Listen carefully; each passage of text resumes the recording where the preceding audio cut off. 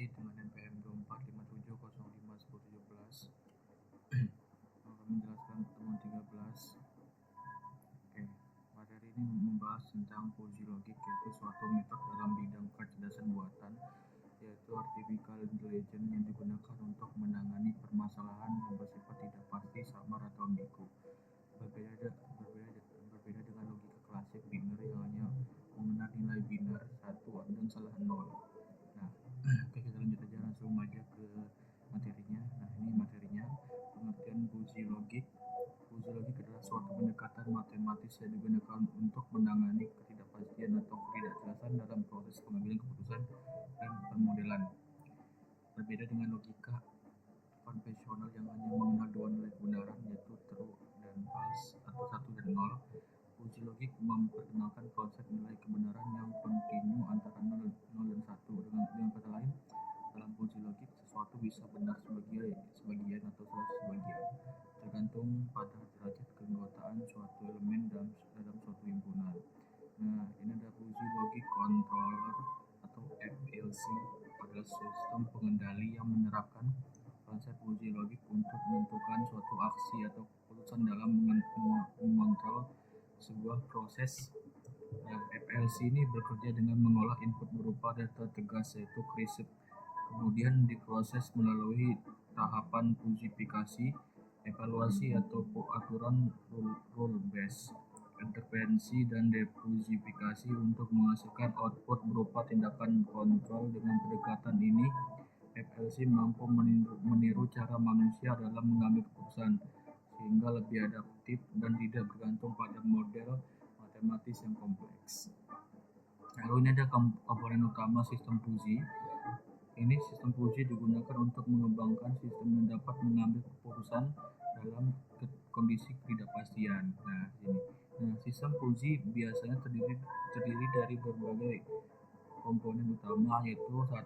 Fuzification, lalu ada fuzzy rule based system, lalu ada interference engine, lalu ada defuzification. Nah, ini ada contoh studi kasusnya.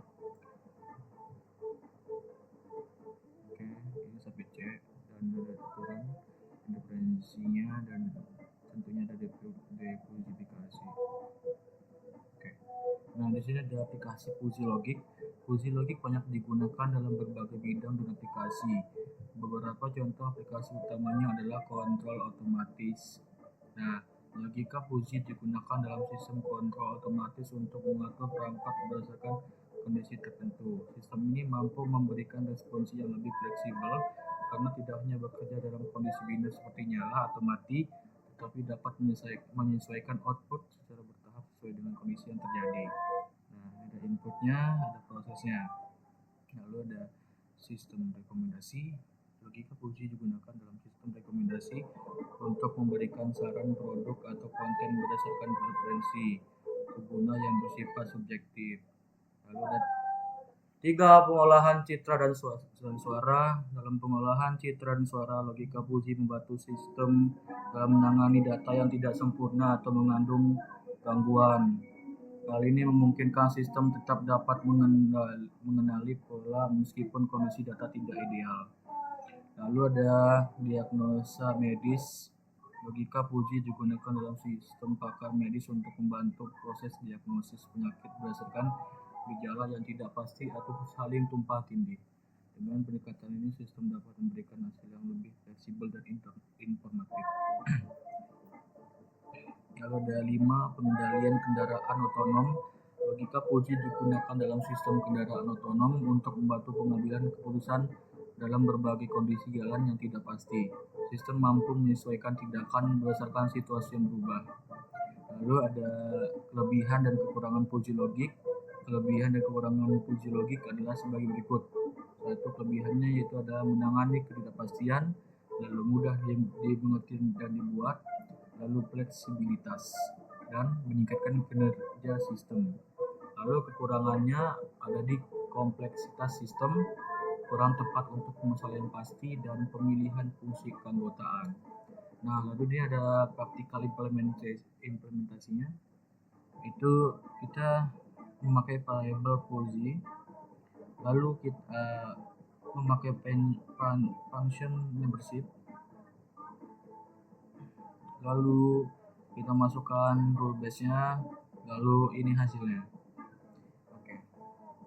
Di sini ada penjelasannya, itu adalah kode ini berfungsi untuk menggabungkan aturan Fuji, menerima input suhu dari pengguna dengan batas 0 sampai 40, kemudian memprosesnya untuk menghasilkan kecepatan kipas.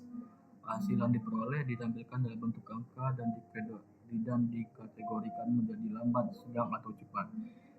Mungkin begitu aja untuk penjelasan dari pertemuan 13 dari saya. Mohon maaf bila ada salah kata. Wabillahi taufiq wal hidayah. Assalamualaikum warahmatullahi wabarakatuh.